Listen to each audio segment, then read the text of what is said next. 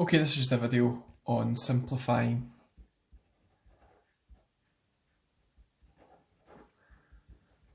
algebraic fractions.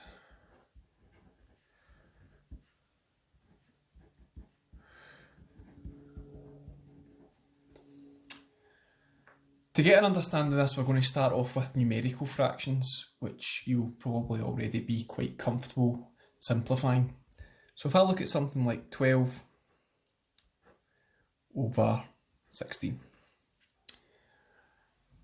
what we would probably very quickly do is divide the top and the bottom of that by 4.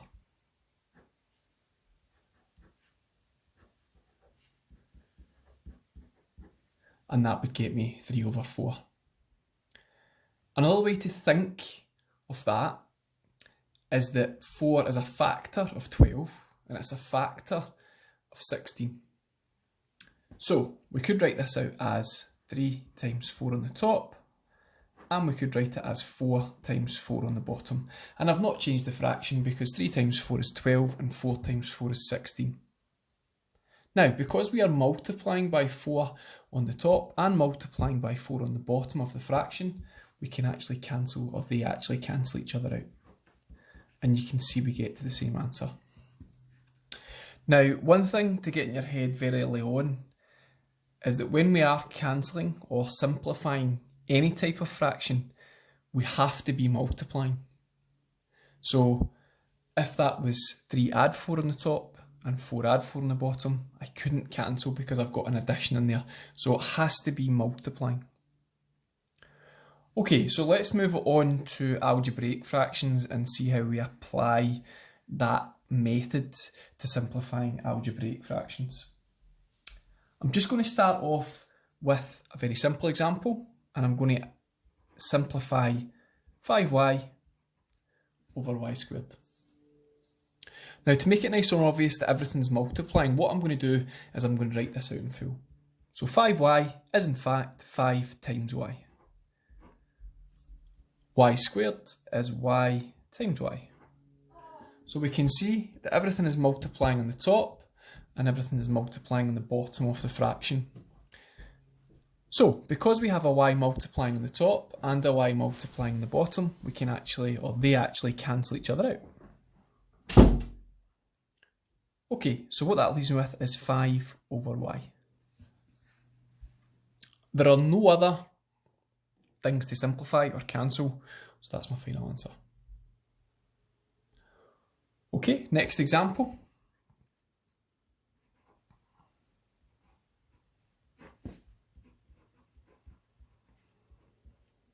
So here we've got a mixture of numbers and letters on the top and the bottom.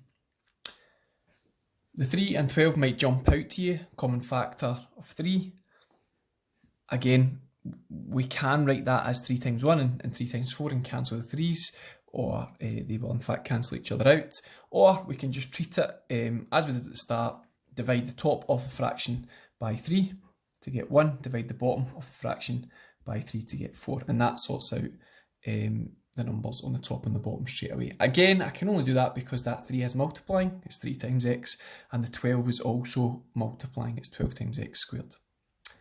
So I'll take another line of working and just write this out with what we've got left. And again, that is 1 times x, which I am actually going to write in. Wouldn't usually do that, but I'll explain that in a wee minute.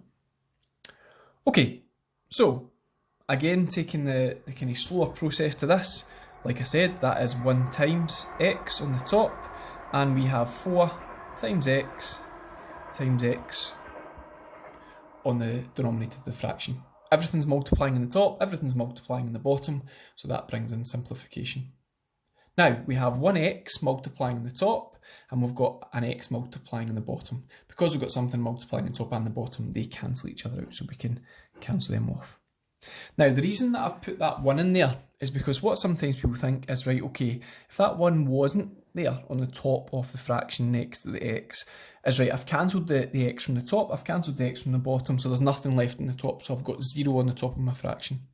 When you are simplifying fractions, if you are doing it correctly, you will never have 0 on the top of your fraction. So if you are simplifying algebraic fractions, and you end up with a 0 on the top, then that should be a wee alarm bell ring in your head that you've done something wrong. You should never end up with 0. So by putting that 1 in there, you can see it's nice obvious that I don't have 0 on the top of the fraction, I have 1.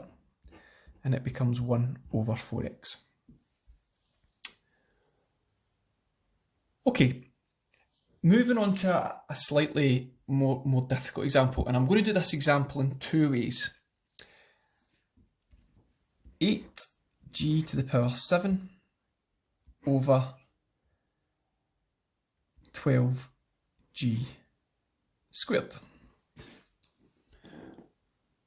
Okay, let's start off with the easy bit. The 8 and the 12, we can divide both of them by 4, so let's do that.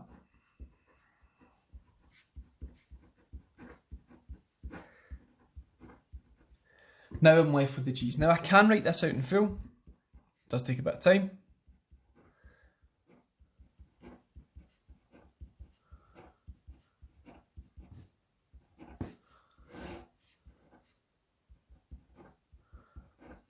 And again, I'm just doing this for the purpose of the video so you can see that everything is in fact multiplying in the top and the bottom, so that brings in simplification. Now, again, what we can see is that we have a g multiplying on the top and a g multiplying on the bottom, so they cancel each other out. G multiplying on the top and a g multiplying on the bottom, so they cancel each other out. So what I've actually left with is g multiplied by itself 5 times, which is g to the power 5. And the 2 g's multiplying together on the bottom cancel each other out, so I'm just left with the 3. Now, you may see this, that there is actually a wee relationship between the powers that I started with, which was g to the power 7 and g to the power 2, and what I'm left with in terms of the number of g's multiplying together. So my final answer, I've got g to the power of 5. We don't need to worry about that too much just now, but hopefully you can see that if I do 7 take away 2, I get 5, and my final answer is g to the power 5. Okay, last example then.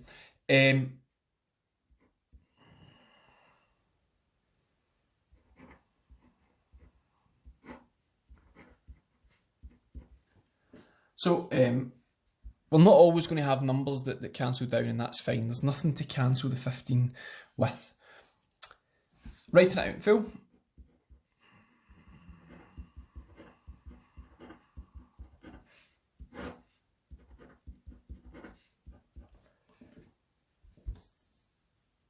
Okay, so straight away I can write 15 on my next line of working, because like I said, there's nothing to cancel the 15 with.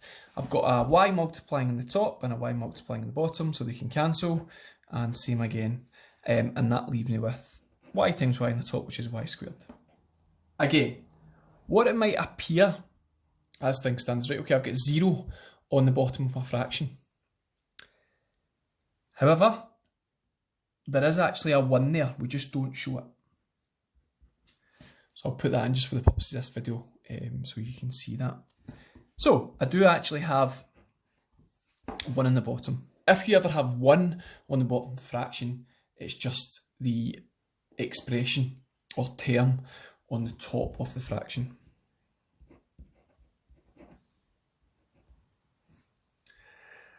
So again, you should never have 0 on the bottom of a fraction. So when you're practicing this, you should never have 0 on the top of the fraction, and you should never have 0 on the bottom of the fraction.